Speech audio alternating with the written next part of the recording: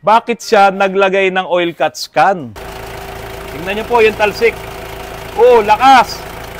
Oh. Okay, tatanggalin ko ngayon itong ating hose dito nakakabit. Tingnan niyo, nawala oh. So kitang-kita nyo na ang nagbigay ng malaking problema dito ay yung oil cut scan. Hindi siya barado. Bakya mo neneng, luma at kupas na, ngunit may bakas pa ng luha mo sinta. Mga kapatid, luma-luma na yun. Hindi na nga alam nung asawa kong kantahin yung bakya mo neneng na yan. Ayun yung asawa ko, gumagawa ng pasweldo. Kasi Sabado po ngayon. Okay mga kapatid, ito tapatan tayo. Ito pong Ford Ranger na to, dinala sa amin. Medyo may edad na. At sinabi po niyang, Autorans, i-overhaul mo na, i-general overhaul mo na itong Ford Ranger na ito. B22 engine. Ito, B22 engine po ito ng Mazda. Ayan. Ito po, nung araw, nung sumikat yung mga Mazda, ito po ang makina. Maganda ang tunog, pero pagpunta dito ni Kuya, sabi, i-overhaul ko na raw, general overhaul daw. Bakit po? Kasi dito mismo, sa pyesa na to, dito lumalabas ang langis nung time na dinala niya rito. Mamaya mga kapatid, ipapakita ko sa inyo kung gaano karaming langis ang lumalabas dyan. Ang sabi ko pala sa kanya, Kuya, yung inilagay niyong oil cut scan, masyadong maliit. Kung tutuusin, kahit sa kotse, ng mga 1300 na mga makina, maliit pa rin yan. At saka ako, hindi po talaga ako nag-a-advise or nagre-recommend na maglagay ng oil cut scan. Bakit po ba lalagyan ng oil cut scan? Kasi sumusuka ng langis doon sa breather. Kasi doon lang naman yan pwedeng ilagay. Ito yung breather. Ayan. So maglalagay ka ng oil cut scan, dito mo ikokonekta sa breather. Ganyan po ang position yan. Tapos, yung kabila, yung output, ito nga may langis pa pala. Oh. Ayan mga kapatid. Oh.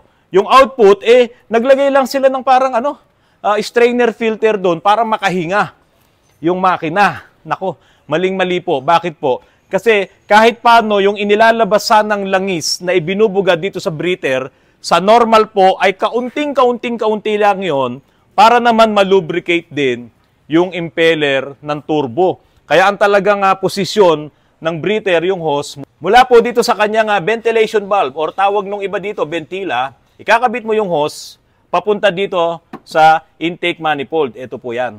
No? Yun, papunta na yan doon sa manifold, sa intake. At papunta po sa turbo. Magbibigay yon ng kaunting lubrication din doon sa impeller ng turbo. So pagdating dito, nabaliwala na yon.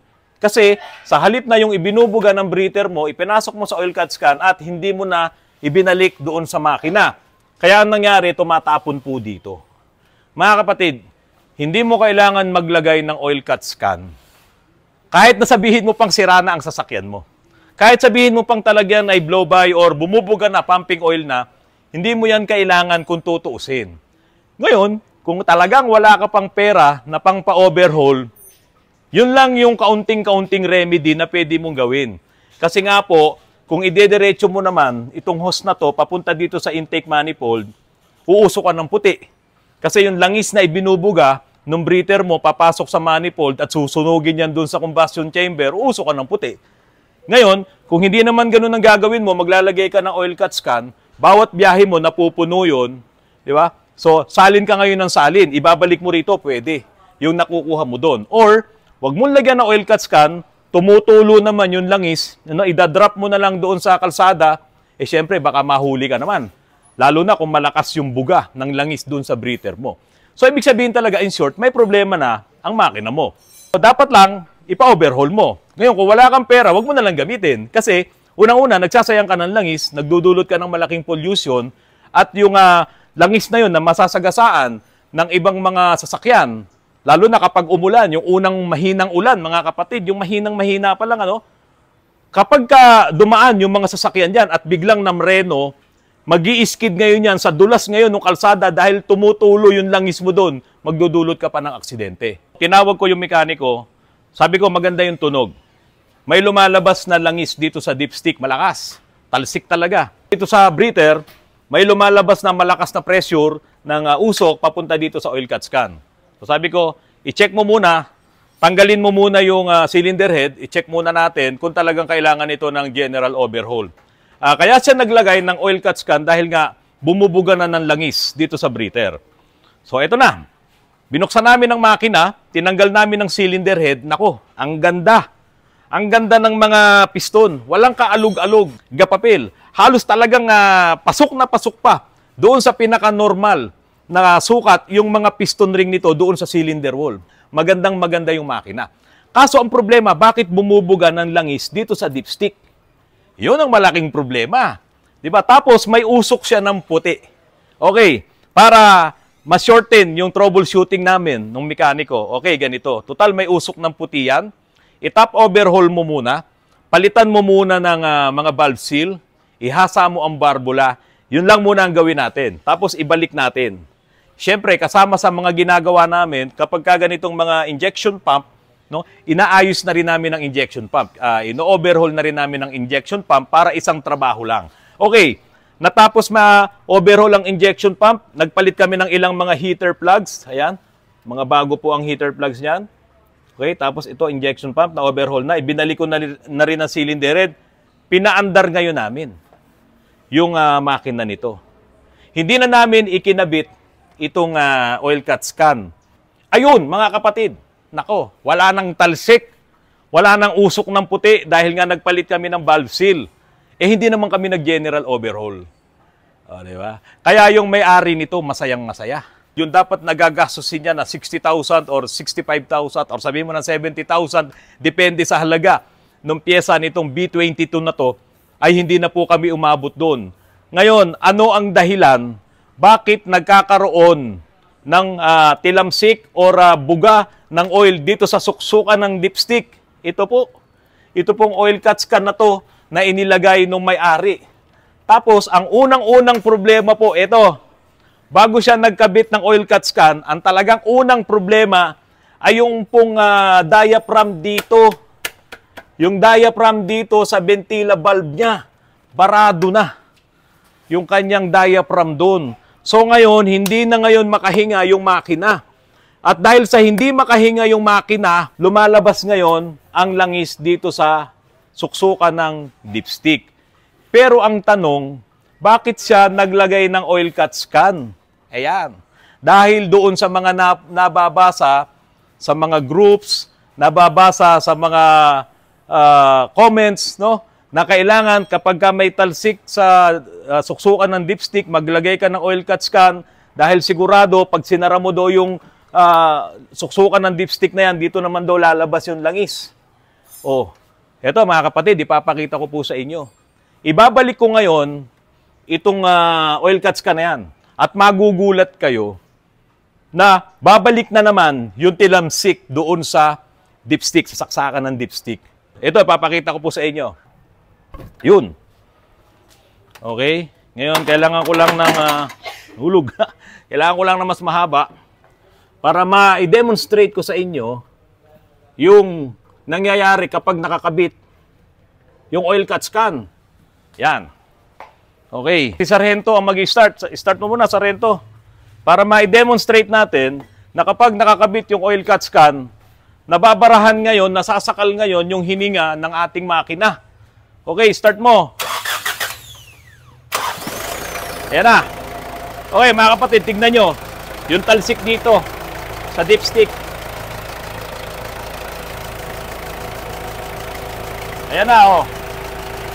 Tignan nyo po yung talsik. Oh, lakas. Oh. Okay, tatanggalin ko ngayon itong ating hose dito nakakabit. Tignan nyo, nawala, oh. Oh. Tingnan nyo maigi, ha? Uulitin natin. Ibabalik ko ngayon itong oil cut scan. Babalik ko. Ayan na, tingnan nyo. Oh, lakas, oh.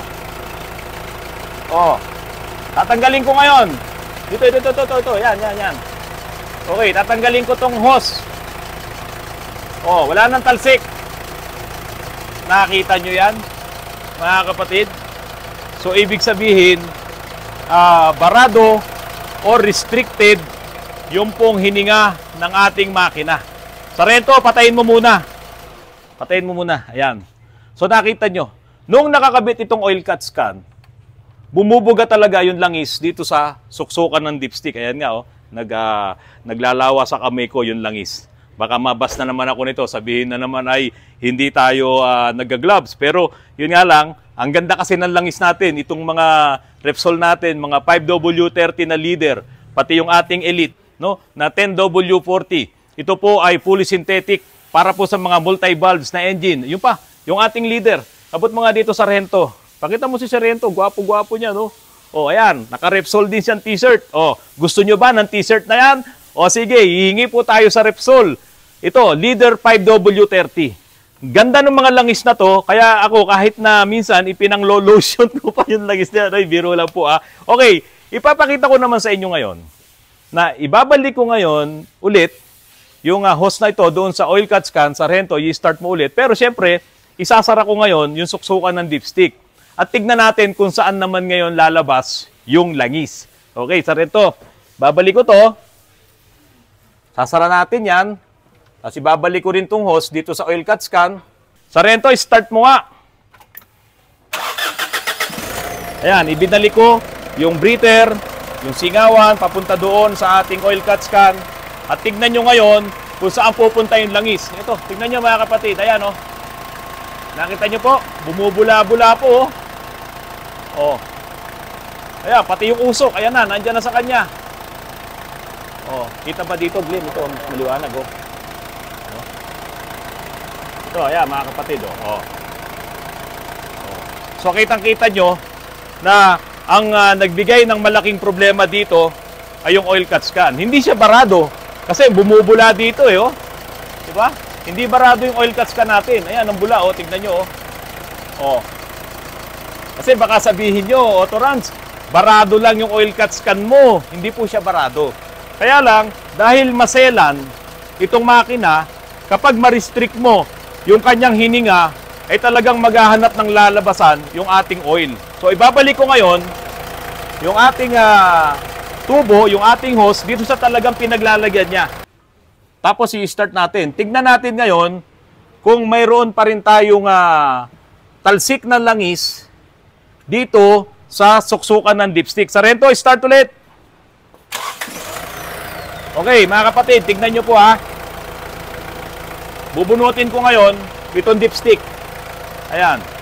Pagmasdan nyo kung ano ang nangyayari.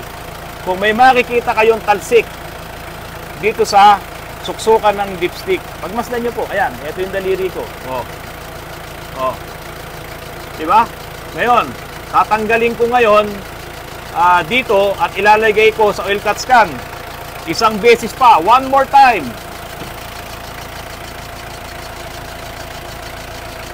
O, ayan, mga kapatid, tignan nyo.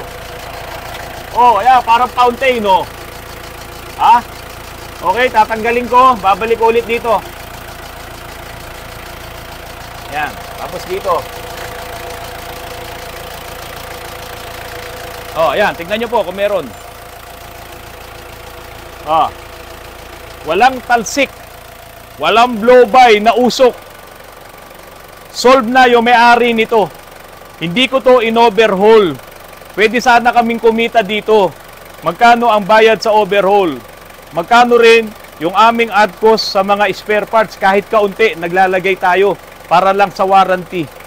So, yung ating kagalingan, yung ating galing ay hindi natin gagamitin doon sa mga ganong diskarte. Katulad nung Montero ni Ate Rich. Di ba? Hiningan siya ng almost 130,000 pesos. Hindi naman in-overhaul. Dito, wala tayong hininging pera. Ang una nating ginawa ay hinanap natin kung ano talaga ang problema nitong Ford Ranger na ito. So, maliwanag, hindi kailangang i-overhaul at ang talagang malaking problema ay itong oil cut scan na yan. Huwag kayong maglalagay na oil cut scan kung hindi naman talaga kailangan. Kasi napakaselan ng makina nito. Kaunting harang lang doon sa kanyang hininga. Ma-restrict mo lang yung kanyang hininga, ay talagang magbubugas siya ng langis doon sa suksukan ng dipstick dahil yung kanyang hininga na yon ay mapipigil mo, pupunta yon sa ilalim ng makina at magbibigay siya doon ng mataas na pressure at kayang-kaya niya ngayon paangatin yung langis dito sa suksukan ng dipstick.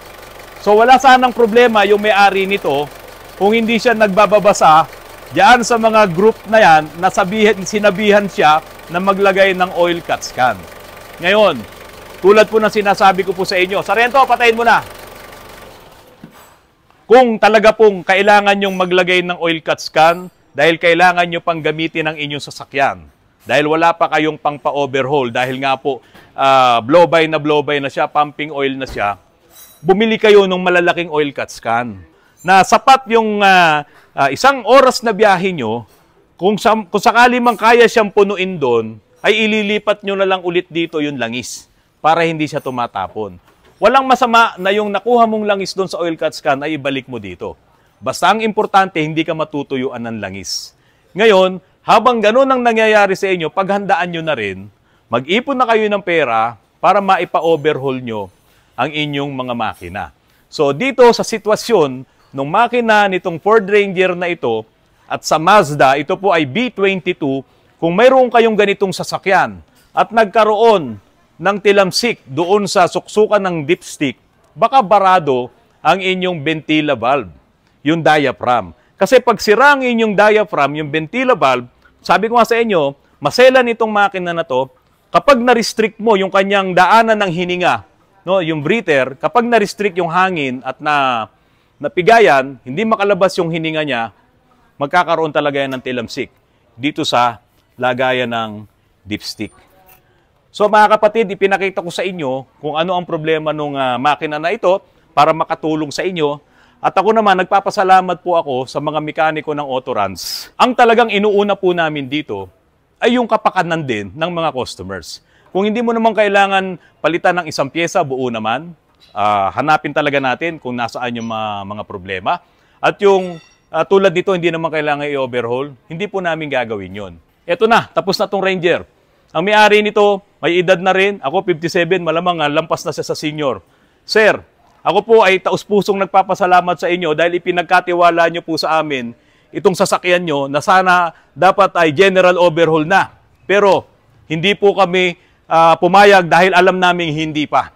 Kaya ito po, nasa video, ipinakita namin sa inyo kung ano yung talagang naging problema. At dito po, talagang ang ginawa namin ay nag-top overhaul lang kami. Naghasa ng barbula at nagpalit ng mga valve seals. Para nga po maiwasan yung usok doon sa tambucho na kulay puti. Mga kapatid, lagi nyo pong tatandaan, kapag lagi kayo nanonood ng mga videos ni Autorans, marami po kayong mapupulot. Marami po kayong matututunan. Kung sa tingin ng ibang mga mekaniko, mali ang sinasabi ko, thank you pa rin dahil nanood kayo ng vlogs ko. Pero sa mga bagong mekaniko at sa mga may sasakyan na wala kayong alam sa pagmimekaniko, malaking tulong po itong mga ipinapakita ko po sa inyo para hindi po kayo mapaglalangan ng mga bogus na mekaniko. Mga kapatid, magandang hapon po at maraming salamat po sa inyong lahat.